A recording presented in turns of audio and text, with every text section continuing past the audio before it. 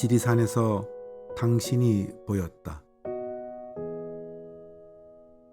그 청년의 사연은 한국판 허삼관 매혈기였다. 여자친구를 만나러 갈 밥값과 극장표를 마련하려고 피를 팔다니. 늦은 밤 지리산 자락 산골 구들방에 드러누워 무심코 TV를 보던 나는 이 대목에서 나도 모르게 목멍이 울컥해지며 벌떡 일어나 앉았다. 어느 취준생의 일상생활을 다룬 그 처절한 이야기 속으로 나는 점점 빨려 들어갔다. 일자리와 미래를 찾아 지방에서 서울로 온 그 청년은 구직 이력서를 200번쯤 냈다고 했다. 지친 그는 표정을 잃어버린 채 말수가 크게 줄어들었다. 한창 싱싱해야 할 그의 젊은 날들은 그렇게 여러 해를 힘겹게 지나면서 시들어갔다. 그의 아버지마저 오래전부터 병석에 누워 있었다. 왕성하게 먹어치울 나이에 아침엔 식사는커녕 맹물로 때우기 일쑤였다. 하루에 단 한 끼 유일한 식사인 점심은 제 시간을 훨씬 지나 대학 구내식당에서 2,500원짜리 양은 도시락으로 연명해야 했다. 허기진 배를 좀 더 채우고 싶을 때에는 그 전날에 아예 꼬박 굶었다가 절약한 2,500원을 보태서 다음 날 4,000원짜리를 사 먹기도 했다. 지금으로부터 50년도 훨씬 더 된 1960년대에 지방에서 초등학교를 다녔던 나에게는 가슴 시린 어린 날의 내 모습이 이제 환갑을 훌쩍 넘긴 지금까지도 선명한 흑백 사진처럼 뇌리에 박혀 남아있다.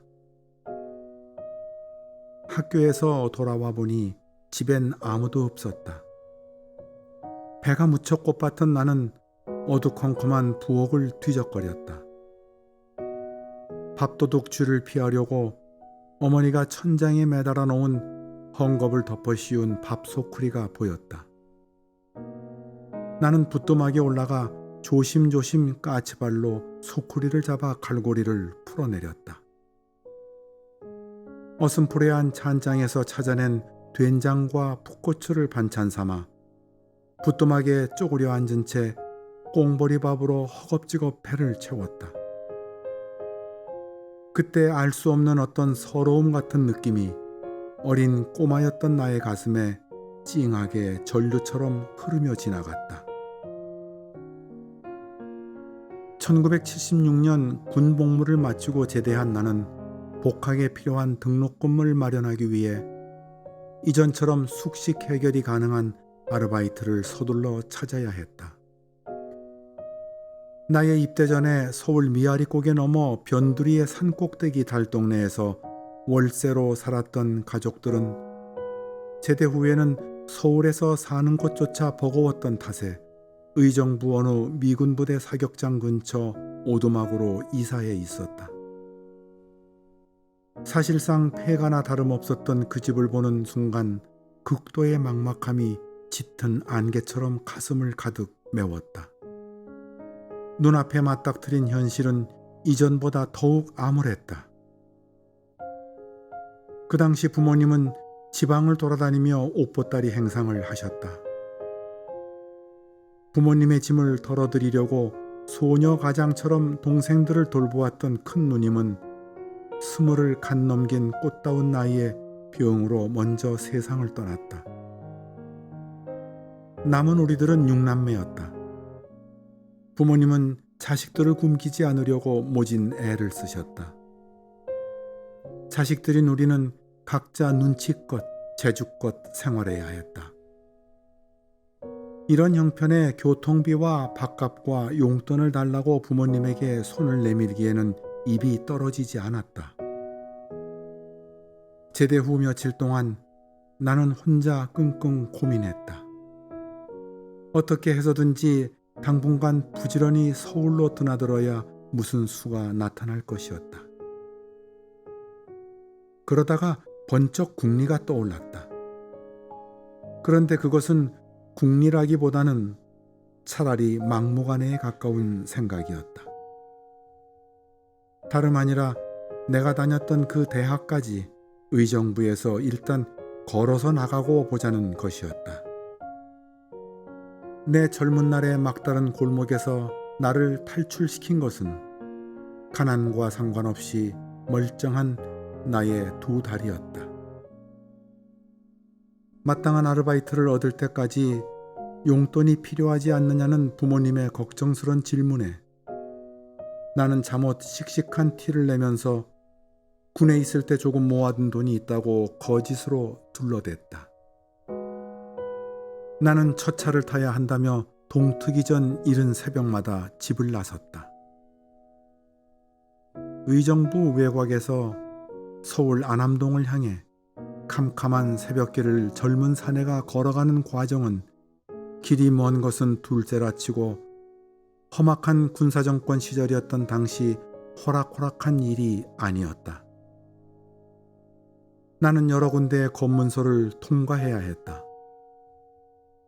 보초들은 수상쩍은 시간에 머리카락 짧은 수상한 젊은 놈이 젠걸음으로 지나가는 것을 어김없이 잘 발견했다. 거기서 꼼짝 마. 손 들어. 암고. 한동안 나는 헌병이 겨누는 총뿌리를 여러 차례 코앞에 마주해야 했다. 매번 나는 병역 수첩을 내보이면서 내가 그 시간에 그곳을 지나는 이유와 사정을 입 아프게 설명해야 했다. 약 한 달쯤 지났을까? 서울 동부이천동에 숙식 가능한 아르바이트를 구하게 되었을 무렵 보처들 중에는 이제는 나를 알아보고 친근감 섞인 인사를 건네는 친구도 생겨났다. 구병장 화이팅! 잘 다녀오시오. 훗날 내가 대학을 졸업하고 마침내 취직할 때까지, 정확하게 말하면 중학교 2학년이던 1967년부터 이른바 군사 독재 정권 말기였던 1978년까지 군복무를 제외한 그 세월 동안 나는 알바의 달인이었다. 나는 동가식 서가숙이라는 한자 말 뜻을 일찌감치 몸과 마음으로 깨우치게 되었다. 무척 힘겨운 세월이었다. 때로는 뭐라 꼬집어 말할 수 없는 슬픔 같은 것들이 밀려왔지만 다행히도 그리고 감사하게도 나는 그 힘든 날들을 헤쳐나갔다. 나는 나를 둘러싼 거칠고 열악한 환경이 나의 마음까지 잠식해 들어오지 못하도록 아무도 모르는 나만의 최후 저지선에서 안간힘을 다해 버텼다. 나를 버티게 한 심지는 이 모든 거북한 상황이 언젠가는 반드시 바뀌게 될 것이라는 믿음이었다. 나는 나를 격려했고 나를 믿었다. 인생 초반부를 이렇게 살아왔던 나에게 TV 속 그 청년의 모습과 불안하고 고달픈 삶은 나의 까마득히 오래된 기억의 뇌관을 건드리면서 그대로 감정이입이 되었다. 그날 밤 나는 편히 잠들지 못하고 밤새 이리저리 뒤척였다. 내 인생의 젊은 날들이, 이젠 사라져 다시는 오지 않는 그 시간들이 기억의 파편이 되어 내 마음 이곳저곳을 자꾸 찔러댔다. 그런 끝에 내 젊은 날의 초상화를 여지없이 닮은 수많은 보통 청년들이 떠올랐다. 국민들과 이 나라를 잘 살도록 하겠다며 군인들이 거병에 구테타를 일으킨 지 50년이 훨씬 더 지났건만 아직도 가난이 대물림되고 출발선에서 이미 기회를 박탈당한 수많은 젊은이들이 도처에 수두룩한 오늘의 현실은 도대체 어찌 된 일일까? 이 문제는 분명히 공공의 적이 아닐 수 없다. 한밤중 편의점 카운터에서 천근만근 내리감기는 눈꺼풀을 비비던 내 자식 또래의 그 앳된 여학생과 쪽방촌 골목 계단에 앉아 멍하니 담배 연기를 내뿜던 건늙어버린 그 청년의 모습을 지울 수 없다. 그리고 낙성대와 노량진 뒷골목 허름한 술집에서 사람들 틈에 외로워 보이던 그 젊은이들의 표정도 잊을 수가 없다. 지방 어느 대학 근처 막걸리집에서 우리는 희망이 없어요. 서울도 못 간 우리는 벌써 2번 죽은 셈이죠. 라며 자조 섞인 푸념을 내뱉던 그 대학원생의 눈가에 맺혔던 그렁그렁한 눈물이 아직도 가슴 한구석에 척척하다. 시무룩하고 힘 빠진 그들에게 나는 말을 걸고 싶었다. 말동무가 되어주고 싶었다. 그들은 모두 내 젊은 날의 초상화였다. 이윽고 나는 글을 쓰기로 마음먹었다. 기본이 뒤틀려서 심하게 부대끼는 대한민국이라는 공동체의 어처구니 없는 열악한 환경 속에 내던져진 젊은 당신들에게 내가 말을 건네붙인 것은 내가 머무는 이곳 지리산에서 당신이 보였기 때문이다. 바로 당신에게 내 나름대로 무언가 들려줄 만한 것들이 있지 않을까 싶었다. 젊은 당신에게 작은 보탬이라도 되고 싶었다.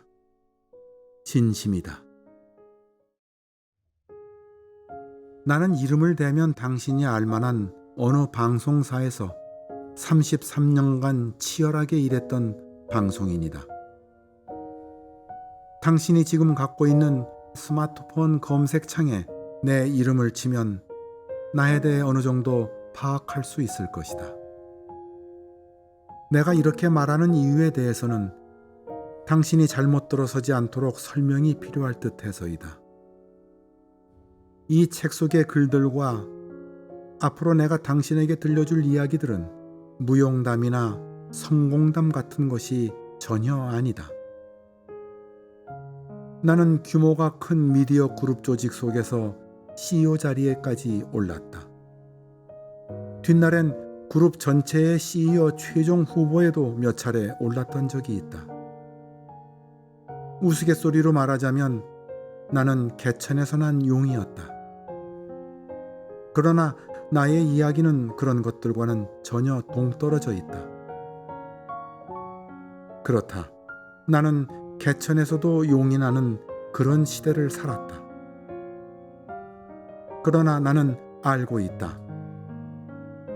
젊은 당신이 살아가고 있는 요즘 세상은 개천에서 용이 나지 않는다는 것을. 내가 말하는 세상은 돈과 힘을 가진, 그러나 남의 형편에 아랑곳하지 않는 그런 모자란 용들이 설치는 그런 세상이 아니다. 그런 우월의식을 가진 용들이 설치는 세상은 시끄럽고 평화롭지 못하다. 그런 용들은 빌 게이츠와 마더 테레사와 이태석 신부와 법정 스님 앞에 깃털처럼 가볍다. 나는 대다수의 보통 사람들이 각자의 삶을 둘러싼 여건에 시달리지 않고 만족하면서 각자가 원하는 자기 색깔로 다양한 삶을 살아가는 그런 사회야말로 가장 튼튼하고 멋진 사회라고 생각한다. 그런 사회가 진짜 선진화된 자유민주주의 공화국일 것이다. 이 땅에서 그런 대로 누리고 살면서 어느 정도 철든 사람이라면 자기 밥상에 두툼한 은갈치 한 토막이 캄캄한 새벽바다에서 풍랑과 싸우는 어느 어부의 천신만고 덕분이라는 것을 알아차려야 할 것이다. 나의 젊은 시절을 돌아보면 스스로 대견하다. 하지만 그보다도 내 삶에 불어닥쳤던 온갖 비바람과 눈보라를 가슴속 깊이 감사하게 여긴다. 그런 시련들이 없었다면 나의 삶은 성장할 수 없었을 것이고 발효와 숙성을 거치는 일이 불가능했을 것이다. 이제 와서 곰곰 되짚어 보니 지나간 젊은 시절 내 앞에 가로놓였던, 처음에는 마치 단단한 장애물처럼 여겨졌던 그 벽은 벽이 아니었다. 그것은 문이었다. 세상으로, 인생으로 나가는 통로였다. 그것은 삶이 삶 자체를 깨닫게 하는 방식이었다. 그리고 훗날 되돌아와 나 자신을 되찾게 하는 실마리였다. 나는 나에게 생명을 부여한 그 무엇이 추는 춤이었다. 나는 그 춤을 통해 알게 되었다. 어둠이 없다면 밝음을 알 수 없다. 내가 젊은 당신에게 진정으로 들려주고 싶은 이야기는 바로 이것이다. 삶의 소중한 가치는 온갖 부정적인 것들을 통해 긍정을 발견하는 데에 있다. 당신이 긍정을 찾아낼 때 비로소 당신의 인생은 당신의 것이 된다. 그럴 때 당신은 삶을 배척하지 않고 받아들이게 된다. 밀어내지 않고 포용하게 된다. 그것은 당신의 가슴이 무한대를 향해 비약적으로 넓어지는 것을 의미한다. 당신의 가슴이 넓어지면 당신의 삶도 넓어지고 깊어진다. 젊은 당신은 먼 훗날 그 무엇이든 될 수 있다. 아니, 인생에서 꼭 그 무엇이 되어야만 하는 것은 아니다. 인생은 그냥 강물처럼 흐를 뿐이다.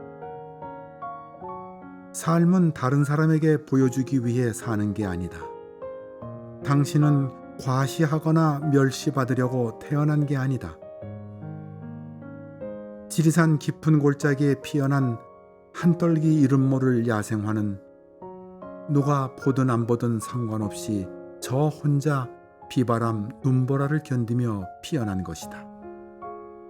야생화는 눈물겹도록 아름답다. 한때 사회적 존재감을 누리다가 나이 들어 모든 사회적 명함들을 떠내려 보내고 이곳 지리산 자락에서 젊은 당신에게 말을 건네붙이고 있는 이 은퇴자는 젊은 청년 당신에게 더 이상 보태거나 뺄 것이 없다. 삶이란 것에 대해 당신에게 그저 진솔하게 이야기해주고 싶을 따름이다. 젊은 날 삶의 구렁텅이에 깊이 빠졌던 오프라 윈프리는 훗날 이렇게 말했다. 다른 사람의 호감을 얻으려고 애쓰지 말라. 삶의 이런저런 멍해 앞에 당신이 무릎을 꿇는 순간 당신은 이미 당신 삶을 내팽개치기 시작한 것이다. 삶은 삶을 팽개치는 사람을 팽개친다.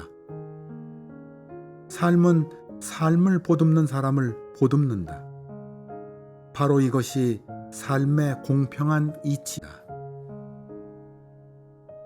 이것은 당신에게 돈이 있느냐 없느냐 하는 문제와는 다행히도 그다지 관련이 없다. 돈이란 방법의 하나일 뿐 인생의 최종 목적지가 아니다.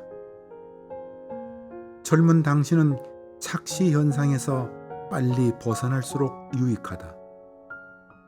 바로 여기에 인생의 비밀이 숨어 있다. 그리고 당신 안에 그 열쇠가 있다. 인생의 강물은 단 한 번밖에 흐르지 않는다. 내면에 자기만의 심지와 관점이 없는 인생은 그냥 휩쓸려 떠내려갈 뿐이다. 너무 오랫동안 떠내려간 사람은 저 혼자 힘으로 헤엄치기가 점점 어려워진다. 이 대목에서 당신의 청춘은 당신 인생의 결정적인 갈림길이 된다. 관역이 빗나간 청춘은 뒤늦게 길을 다시 찾기 위해 떠나야 하는 수고로움의 대가를 치러야 한다. 젊은 당신이 당신을 둘러싼 환경에 제대로 된 자기만의 의문이나 저항 한 번 해보지 못하고 그저 휩쓸려 떠내려갈 것인지, 아니면 가라앉은 저 밑바닥으로부터 당신만의 질문을 통해 물 위로 헤엄쳐 나올 것인지, 그것은 당신의 선택이다. 좋든 나쁘든 고정된 운명이란 없다. 만약 운명이란 것이 고정돼 있다면 호사다마라는 말과 전화위복 또는 세옹지마 같은 말은 여태껏 유효하지 못하고 진작 사라졌을 것이다. 젊은 당신의 가장 큰 장애물은 바로 당신이다. 가장 큰 원동력도 바로 당신이다. 귀한 인연이 맞다 나에게 눈과 귀를 열어준 당신에게 감사드린다.